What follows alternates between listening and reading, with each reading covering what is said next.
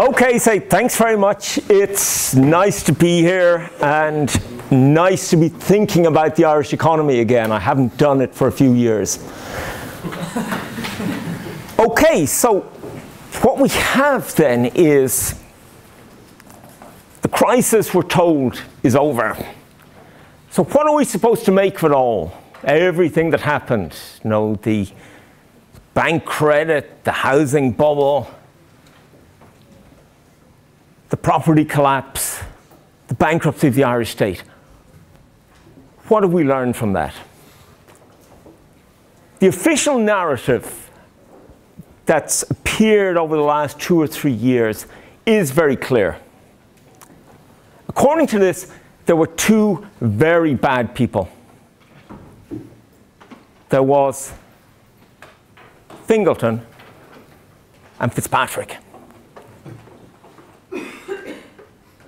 And these two wicked, wicked men and their immediate associates, they caused the crisis.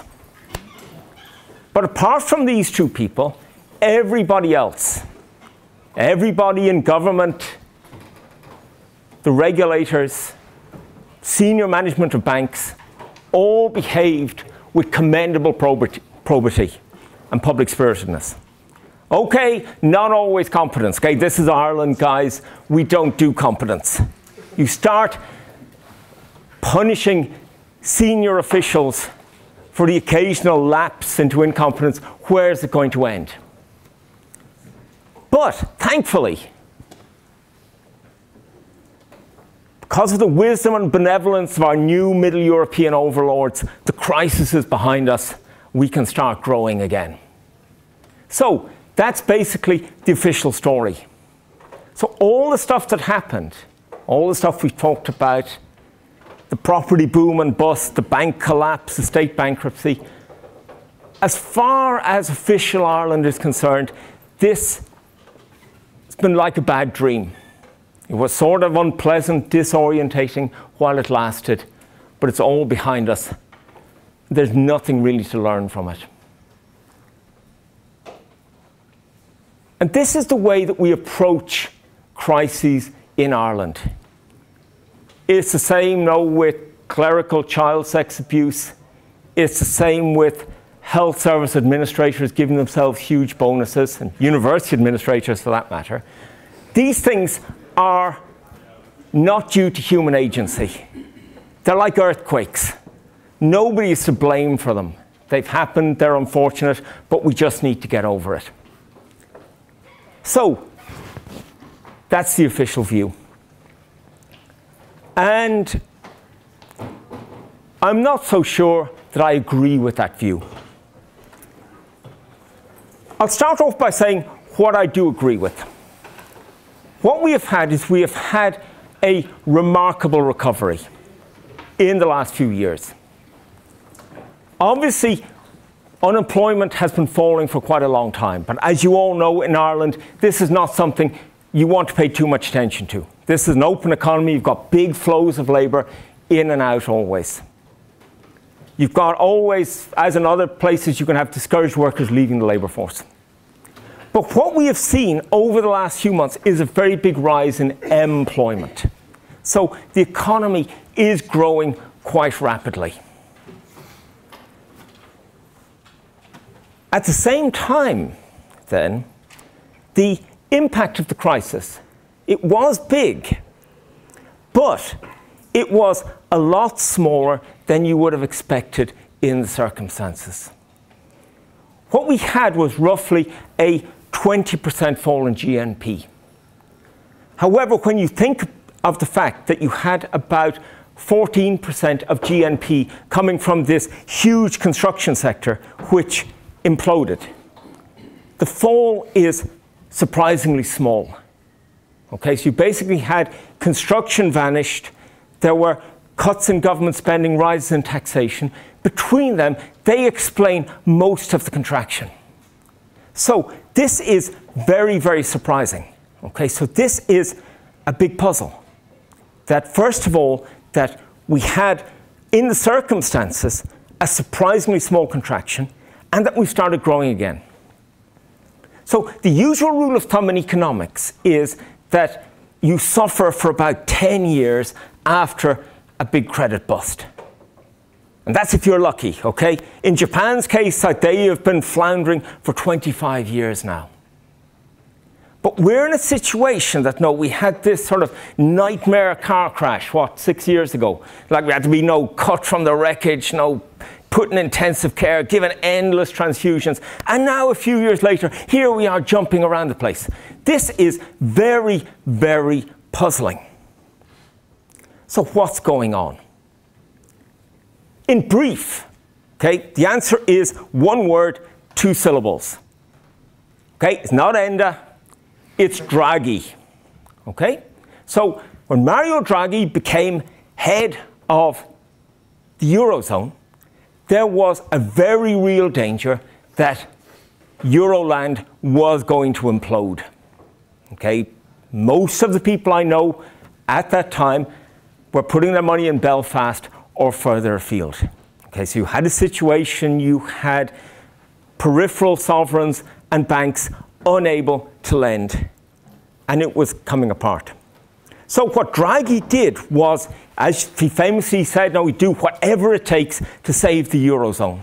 And that involved basically 2 things, cutting interest rates right down and lending unlimited amounts to sovereigns and banks in the periphery.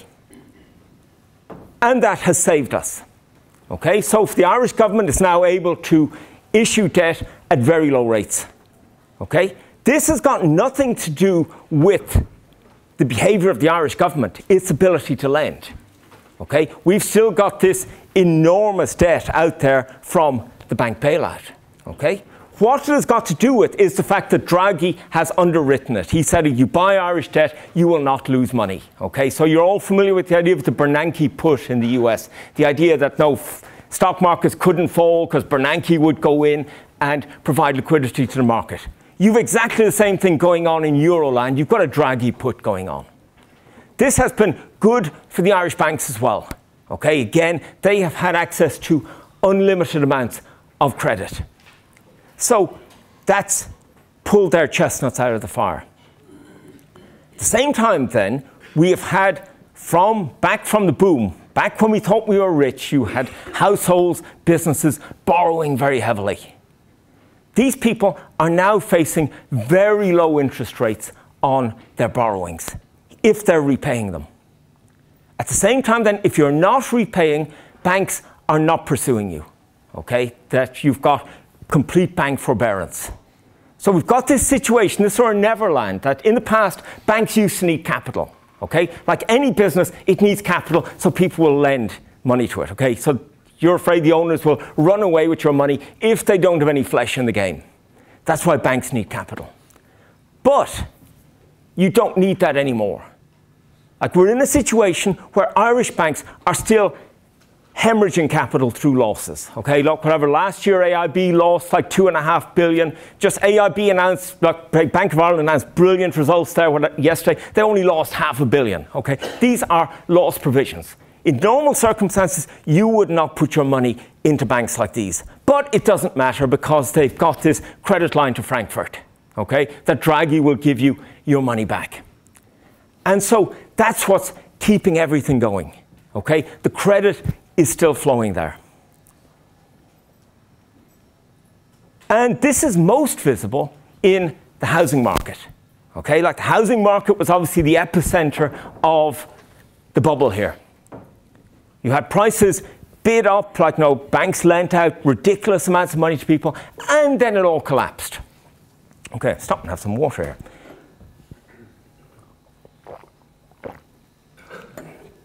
Usually, when prices collapse, they stay collapsed for a long time. And there are 2 reasons for this. The first is on the demand side. Banks are not lending money to people anymore to buy houses. Okay, so you can't get mortgages. Okay, banks have lent too much, they stop lending. On the supply side then, you've got banks going after people who can't pay their mortgages. You've got foreclosures going on. So you've got a supply of stuff coming on the market. Neither of these things has happened here. Okay, there have been no foreclosures, basically. And at the same time, banks are still giving out mortgages. Not as many as they used to, but a lot more than they would in normal circumstances. So obviously the way it's working right now is you can only get a mortgage if basically both partners are in the public service or like health or education. So the result of that is places where civil servants live, like county towns, and particularly South Dublin, have got these rising prices, whereas other places then have falling prices. But it is still surprising that you have this rebound occurring so fast. And so it is entirely due to the Eurozone crisis that Draghi has come in and basically pumped large amounts of credit into the system. So this is all great, okay? We have been saved thanks to Draghi. But there is a big problem on the horizon. And that problem, a big potential problem, and that problem is called Draghi. So Draghi has been a big success in saving the Eurozone. Okay, so in terms of the monetary side of things, of cutting interest rates, of providing credit to fairly dodgy governments and banks, he's been a big success. He's trying to push now towards quantitative easing, trying to stop deflation in the Eurozone, all good things. But there is one area where he has not been a success, and that is in the whole area of bank regulation and sorting out bad banks. So what we've got is, all across Europe, you've got lots and lots of fairly shaky banks. Say not just here, but obviously in Spain and Italy, and particularly in Germany, you've got these sort of Landesbanken, which some of them make sort of Anglo seem like almost cautious in comparison. So there's lots and lots of problems with these banks. And so every few years, the ECB have come along and said, we're going to have a stress test. We're going to look at all these banks. We're going to decide how much capital they need. And each time they've done it, they've chickened out. They've realized, oops, this is going to cost a lot of money. The Germans are not going to pay for this. And it peters out. And every bank turns out to be better than average. Nobody needs new capital. So this has happened several times. And it looks like it's going to happen with the next stress test. Okay, so this in contrast to the US, where after 2008, the Fed went along, looked at banks, figured out which ones needed capital, and said to them, look, if you do not put capital into them, we will put capital in the US on terms that are highly unfavorable to existing shareholders. Like basically, they would wipe out the existing shareholders. So all the banks in the US raised more capital. That hasn't happened in the Eurozone. And it doesn't look as if it's going to happen anytime soon. So that's great, okay, so everything, the good times continue to roll. But there is one problem. That last year, Draghi said, and he has said it a few times, that the Irish banks need to be sorted out. Okay? They were recapitalized a few years ago, but that was only for developer losses. There are still losses due to mortgages, small business loans, so they need to be recapitalized. And it would seem that what's going on is that the ECB would like to have a trial run in Ireland, like before they get on to real economies where they could actually, if something goes wrong, people might get hurt. They're going to try it out in Ireland first. And so what that means then is there's going to be a big cleanup. It means foreclosures on mortgages, and it means dealing with small business loans. So what you had was, during the bubble, owners of SMEs, so small and medium enterprises, borrowed a lot to buy property. That was the way you made money back in the happy times. So a lot of these companies have now got very big losses on property, and they're basically surviving through bank forbearance. Banks aren't calling in these loans. And so these companies then, it's a problem. Okay? If you've got a large company which has got unsustainable borrowings, you can sell it on, okay, to another company. That's the legal process of bankruptcy. So you install new managers and away you go. In these small companies, however, their main asset is the owner. Okay? So you call in his loans, the company is gone. So what we have then is, if the ECB has a quick cleanup of the Irish banks, we're going to see a lot of SMEs go under. How you react to this depends on your background. If you work in the sort of public service, your view of the SMEs is typically these small companies, these are just sort of an embarrassing anachronism of sort of chancers and tax dodgers in these declining sectors. These aren't part of our brilliant, vibrant, new Irish economy. If you work in the private sector, though, your attitude is different, because the chances are that you work for an SME. What we need to remember is there are two peculiarities of the industrial organisation of the Irish economy. The first peculiarity that we all know is that we've got a lot of multinationals. Okay, so these multinationals account for a lot of our exports, but very little of our employment. Okay, so everybody knows that. The second peculiarity of the Irish economy that is obvious, but people don't seem to get their heads around, is the fact that there are very few large Irish firms. If you ask a foreigner, name a big Irish company other than Ryanair, they're going to say Guinness, okay, which, as we all know, is owned by Diageo, which is a British multinational. Okay, so this is a peculiarity of the Irish economy. We do not have large firms. And it's an interesting sort of question, which none of my colleagues who work in industrial organisation finds in any way interesting, is why Irish small firms, so few of them go on to become Irish large firms. And it probably has to do with aspects of government policy. There's no encouragement of firms to merge, to become sort of international competitors, things like that. But that's a separate issue. The point is that in terms of employment in the economy, the Irish economy is equivalent to the SMEs. Okay? So once we bear that in mind, that you're going to have a lot of your SMEs wiped out in any cleanup of the banking system, means you are going to have a big chunk of the Irish economy wiped out in one go. So this is a potentially enormous problem that nobody seems to care about. Okay, so how should we deal with this? It's pretty easy. What you need to do is you need to go along to these firms and you need to figure out the size of their property loans relative to their profits, relative to their employment.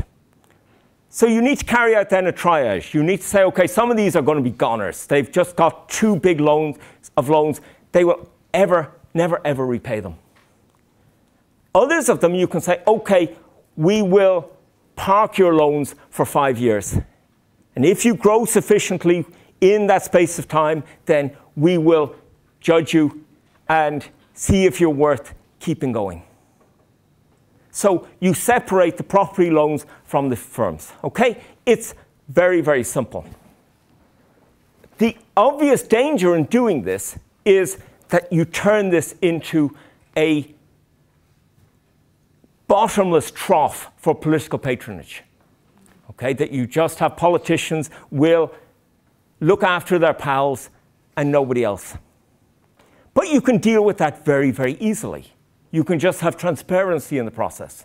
You can just say, if you want a loan moratorium, all the details have to be made public. You have to announce that your company's finances have to be made public, how many employees you've got, how much debt you've got. All of this becomes public. So in other words, what you want to do is you want to do the opposite of what has been done with mortgages. So in the last few years, banks have been making token efforts at dealing with people who can't pay mortgages. Mostly what they've been concerned with is extending the term of the mortgage. So you say, okay, I've got a 30-year mortgage, I can't afford that. They say, okay, we'll extend it out to 40 years, 50 years, whatever. So I've seen guys from the central bank with straight faces say, oh yeah, like, no, we agree with people now to extend their mortgages out to age 75.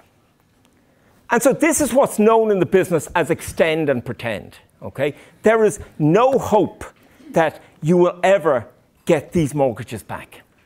And so there's been a lot of research done on this in the US. Obviously, they have moved much more aggressively to foreclose on mortgages. There have been various schemes tried in various states. And what they have found is only one thing works. And that one thing is to reduce the principal, the amount that people owe. Okay, so the idea is you've got somebody who owes, say, $250,000 on a mortgage. And think, okay, they can't repay this.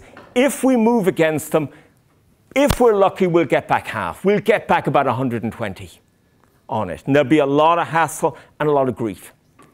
Instead, you say, okay, if we reduce the mortgage to, say, 175, okay, so you're taking this immediate hit of 75. But if there's then a reasonable chance that they will actually repay this, which seems to be the case in practice, you actually come out ahead. You're getting 175 back rather than 125. Okay, that's the basic idea. And this has started to happen in Ireland. Okay, so AIB has announced that it has been reducing some mortgages. And again, what's extraordinary about this is that there has been no comment on this in the press. Okay, so you've got AIB, Ireland's largest semi-state company, okay, going along and giving people tens and likely hundreds of thousands of euros of taxpayer money. There's no details who these people are, what are the criteria being used. This is all being left to AIB's discretion. If I were a cynical person, which I'm not, I would imagine, you all laugh, okay. Oh, you're economists, of course, good, good. Okay. One might suspect that a big criterion is that your kid goes to the same rugby playing school as some senior manager in AIB. I don't know. Nobody knows. But if there's one thing we learned from the crisis is that the judgment of bankers is to be trusted.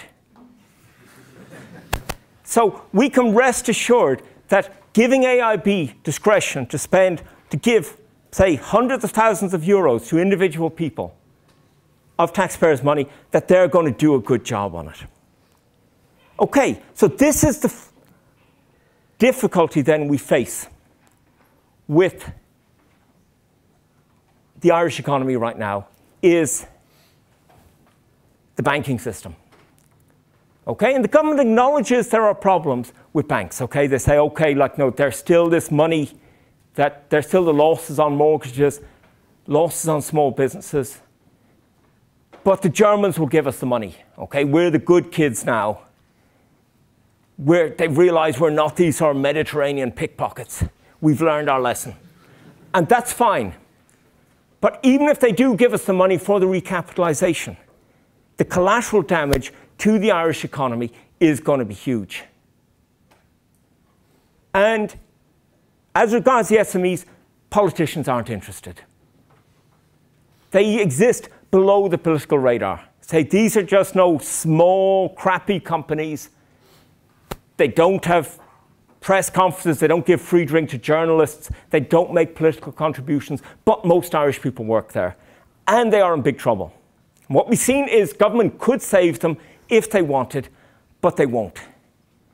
The current government essentially boasts about its lack of policy. Okay, it has raised purposelessness to a high art. That as far as they're concerned, in some senses this is realistic. They realize, okay, we are living in a different world. Okay, the European Union used to be this association of sovereign states. Now it's a debt collection agency. For practical purposes, Ireland is a quasi-sovereign entity. Basically, you're told what to do by Europe, and you do it and your electorate doesn't particularly matter. Okay, that electoral politics, that's a sort of a hangover from the mid-20th century. But what it means then is we are walking into exactly the same situation we were in before with loans to developers. We could see this coming from a long way off, that was going to be a problem. But in the end, Anglo goes under, there's complete panic, there are midnight meetings, people do very stupid things. And it looks like we are going to face this once again. Okay, so that is what I see the immediate problem facing the Irish economy. Okay, I think an existential risk to the economy is these small businesses. Okay, and again, we know almost nothing about them. Okay, we don't know, we know, okay, central banks said in very vague terms, okay, these guys owe lots of money, lots of them have non-performing loans, but we don't know what percentage of employment is accounted for by these firms. We know nothing about them. Okay, so that is the first problem we face. In the longer run, then, we face big problems from the Irish education system. That if we go back and look at the last time we had real growth in the 90s, what was going on? What you had was, on the demand side, you had small firms generating employment. Okay, we know, said multinationals, they had a lot of tie-ins at the time. There was a lot of manufacturing, companies like Dell, Apple, so on. But most of the employment growth was by small firms. That's the demand side. On the supply side, you had lots of quite well-trained graduates being turned out by the universities. So the Irish education system worked pretty well to generate employable workers. But since the 90s, and particularly since 2000, there have been a lot of problems in the sector. If you look at kids aged 15, the performance of the Irish education system is actually pretty good. Okay, there's this international PISA thing every year or two where the OECD goes and carries out standardized tests all around the place. In mathematics, which is one people focus on, Irish kids come pretty much in the middle. Okay, there are all these things, oh, the Finns do brilliantly and oh, the Chinese are off the scale. That's all crap. There's no evidence that doing extraordinarily well in PISA helps your economy. The strongest performing economies seem to be pretty much in the middle where Ireland is. So we're doing okay. There is one peculiarity, though, about the Irish performance. That if you look at the number of kids who are performing very well on the test, it's much lower than similar middle-ranked economies. In one sense, that's very good news. Okay?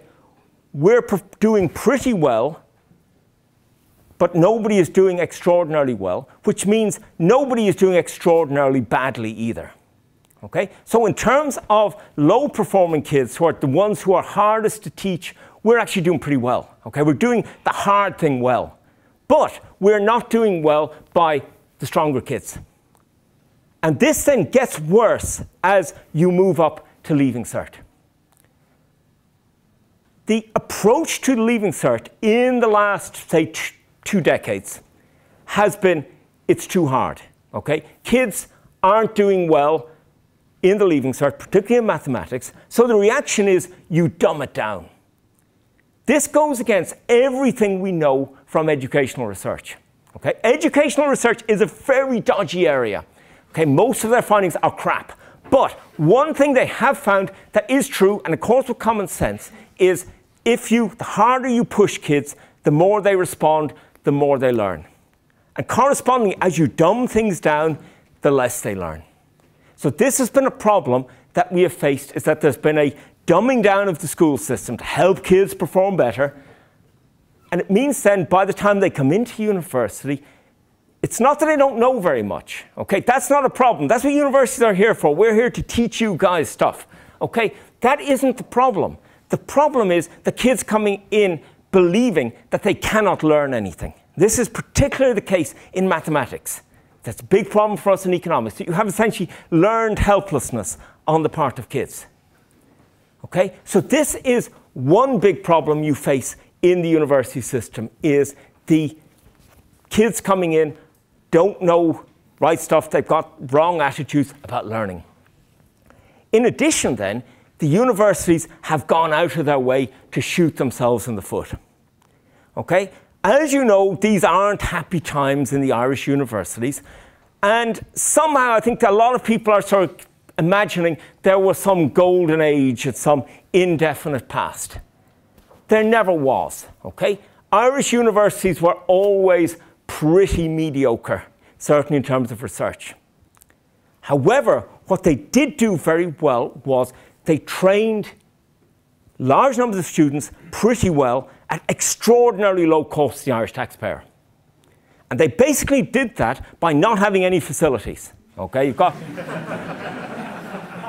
okay, like you know, you've got crappy libraries, run-down buildings, dingy offices.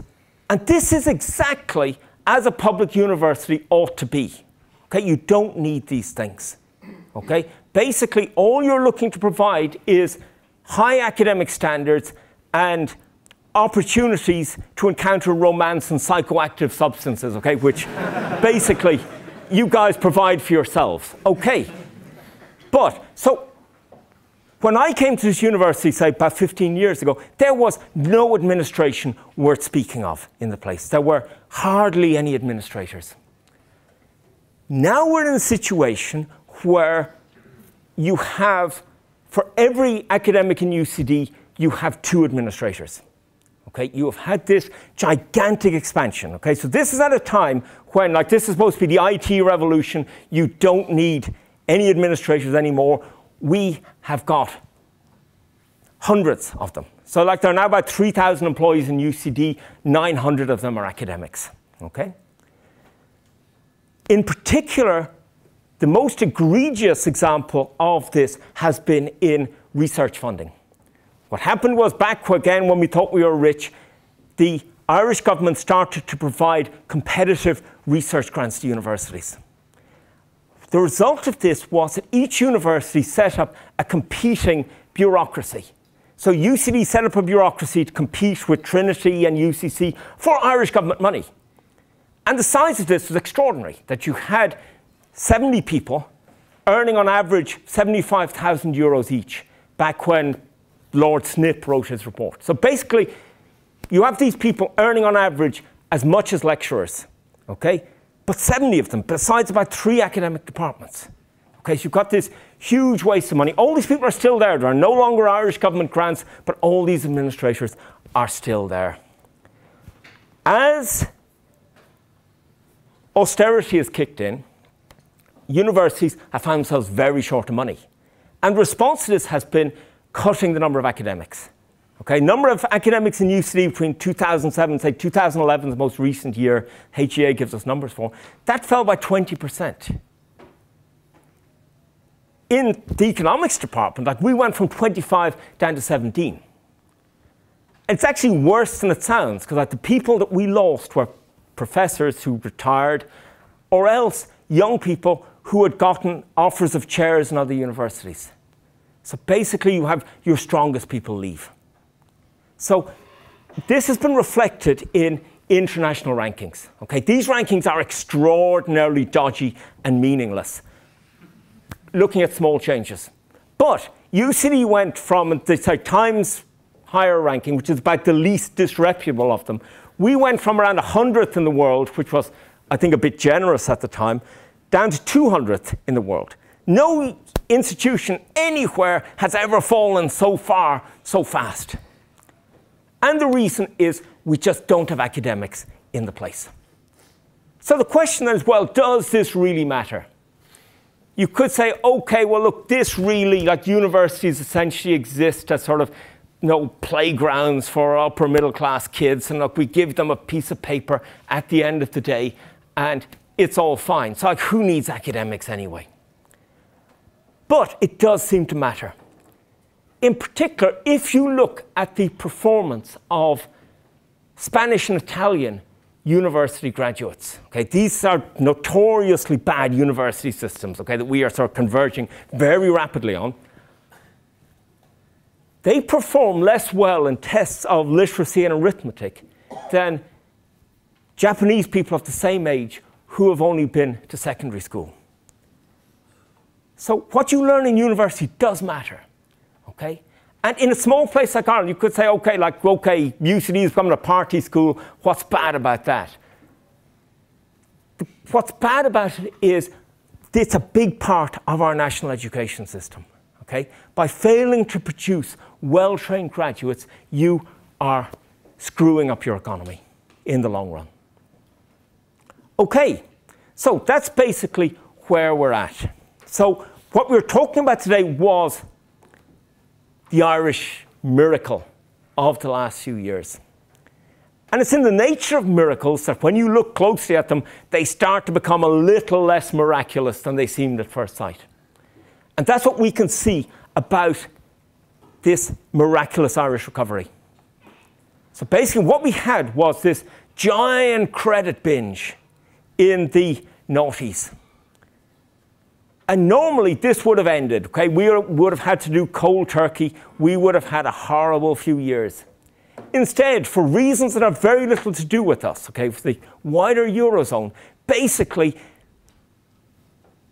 the ECB has basically kept on pumping that sweet, sweet credit into our veins. And we haven't had the real crisis yet. However, if you have a sudden clean out of the banking system, okay, a sudden clean out of bad SME credit, we could be facing something very, very horrible quite soon. Okay, so thanks very much.